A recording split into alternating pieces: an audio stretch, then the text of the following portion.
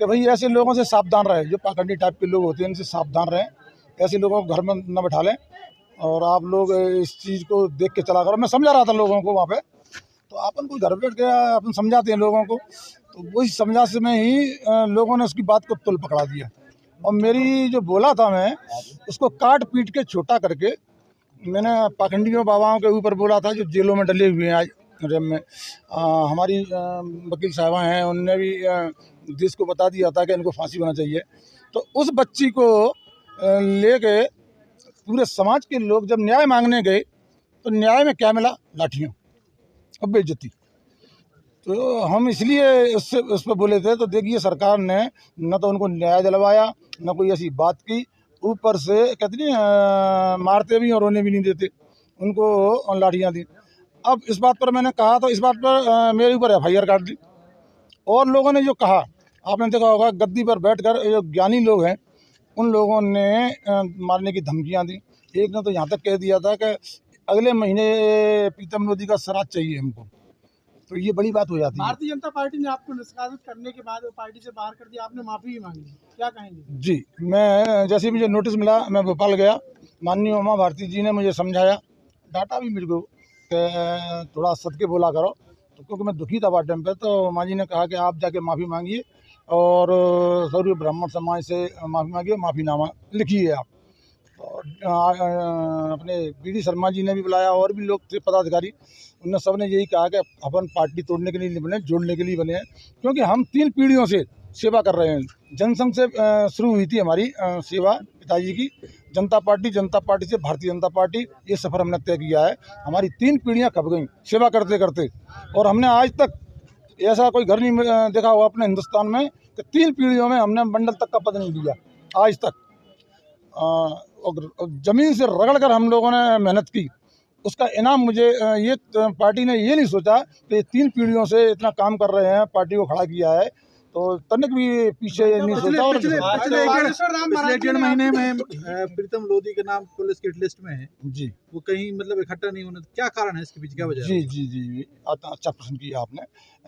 कांग्रेस के समय पे मुझ पर केस लगाए गए थे, 20-25 केस तो कांग्रेस ने लगाए हैं, और कम से कम समाज के पीछे 10-20 केस लग गए, गरीबों के पीछे 20 केस लग गए मेरे पे। लेकिन उन केस तो ये लिस्ट तो निकाल देते हैं, लेकिन उसमें ये नहीं देखते कि प्रीतम लोधी पर किस कारण से केस लगे हैं ये। और मैंने आज तक न मेरे किसी से झगड़ा हुआ, न मैंने किसी से मेरे से कोई झगड़ा, केवल गरीबों के पीछे और समाज के। और अब बुद्धिजीवी लोग हैं, अब बुद्धिजीवी लोग कैसे बोलते हैं ये आपने सबने देख ही लिया है। मैं तो अनपढ़ था, मैं तो इतना जानता नहीं था, उसके बावजूद भी मैंने माफ़ी मांगी। अगर मैंने कोई गलती हो गई हो तो मैं माफ़ी चाहता हूँ। पूरे देश के लोगों से माफ़ी मांगी थी। मैंने कहा, ये भी कहा उसमें मैंने कि ब्राह्मण समाज बड़े दिल के लोग होते हैं, और मुझे पता था मुझे माफ़ कर देंगे, क्योंकि कई नेताओं से जबान फिसल जाती है, बोल देते हैं। हाल ही मैंने देखा था संसद के अंदर एक नेताजी ने ये बोल दिया था राष्ट्रपत्नी, तो उस पर बड़ा बवंडर हुआ, तो उसने माफ़ी मांगी, माफ़ कर दिया। ऐसे हज़ारों केस हैं, लोगों को माफ़ी मंगवाते हैं तो माफ़ कर देते हैं, लेकिन मुझे क्यों नहीं किया ये मेरी समझ में नहीं आया। आगे क्या रणनीति थे? अरे रणनीति मेरी ये है कि जितने भी हिंदुस्तान के दल हैं, छोटे छोटे संगठन हैं, जितने भी OBC SC और ST के, मैं सबको एक छत के नीचे लाना चाहता हूँ। सबसे निवेदन करता हूँ एक छत के नीचे आएँ और OBC की SC लड़ाई लें। सारी जितने भी गरीबों के, OBC ST और SC के जितने भी लोगों पर अत्याचार अन्याय रहे हैं, मैंने सबको अपना जीवन मैंने उनको दे दिया। गरीब समाज, मैंने गरीब समाज बोला, आपने सुना नहीं? जितने भी गरीब समाज हैं, हाँ, जितने भी गरीब समाज हैं मैं उनकी लड़ाई लड़ूंगा। बिल्कुल झारखंड जाएंगे, मैं पूरे देश में भ्रमण करूंगा और सारी पार्टियां समझेंगी। जी जी जी, बिल्कुल जाएंगे झारखंड साहब। मेरा तो अगला कदम यही है, मैंने तो आप बता ही दिया, पूरा जीवन OBC SC और ST और गरीबों के लिए लगाऊंगा। अच्छा, आपका ब्राह्मण समाज से कोई मतलब कंट्रोवर्सी है पर्टिकुलर कुछ लोगों से है? कुछ लोगों से, जैसे कि देखिए रावण भी ब्राह्मण थे, परशुराम जी भी ब्राह्मण थे, रावण को क्यों जलाया जाता है और परशुराम जी को क्यों पूजा जाता है? ऐसे ही हर समाजों में, सुनिए, हर समाजों में करेंगे नहीं, तो कांग्रेस में जाएंगे कि नहीं, कांग्रेस में भी नहीं जाएंगे। अरे बहुत से लोग हैं, अन्ना हजारे जी वो भी कहीं पार्टी में नहीं थे और उनने भी सेवा की थी। बाल ठाकरे जी की, तो बाल सागर की इसलिए आई थी क्योंकि यहाँ से ही बात शुरू हुई थी, सागर बंडा से ही। दिल में आग लगी हुई है मेरे भाई, हमारे नौजवान ऐसी आग लगी है पूरे देश के अंदर। ये नौजवान उसको चिंगारी को बनाना चाहते हैं मेरे भाइयों।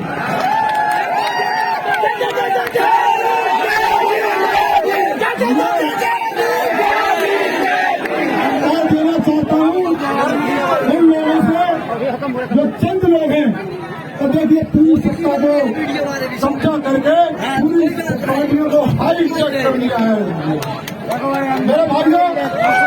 इस हाईजैक को और इनसे छुटकारा पाने के लिए मैं आपसे एक निवेदन करना चाहता हूँ कि आप लोग ओबीसी, एससी, एसटी ये लोग जिस दिन एकता दिखा देंगे 60% है मेरे भाइयों।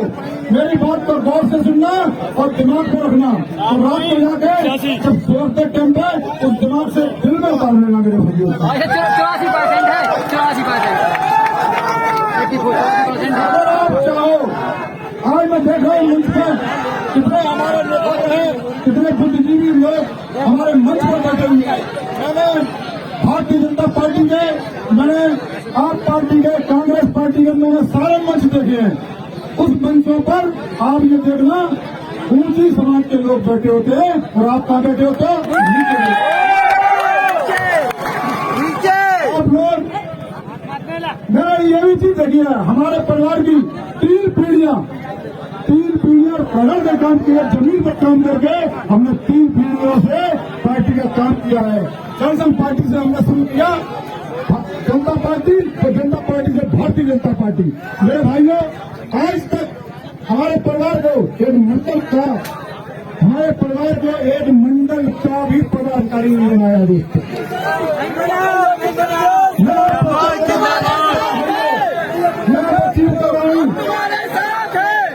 अगर कहीं में ऊंची समाज का होता तो आज कई पदों से नवाया जाता दूसरी, लेकिन हम केवल ऊंचे लोगों की कदर है। हम जैसे लोगों को क्या करते हैं, या तो गरीब उठाने का काम दे देते हैं, या झंडा पकड़ के नहीं जिंदाबाद करते रहो, या उनकी कुर्सियां साफ करते रहो मेरे भाइयों। केवल ये हम लोगों को ये यहाँ तक रखते हैं दोस्तों।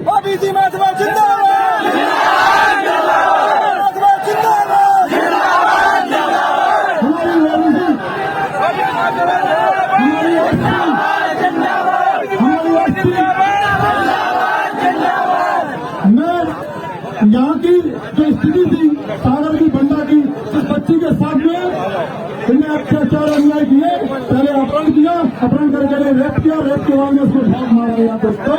मैं उस चीज से आज तक उस चीज से मैं आज तक मैं बहुत दुखी था।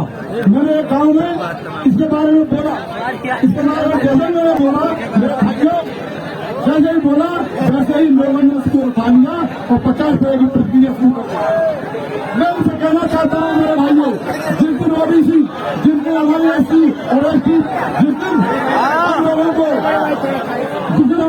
मौका देंगे, चुनाव आने वाला है मेरे भाइयों। अरे भाइयों की जरूरत नहीं है, आप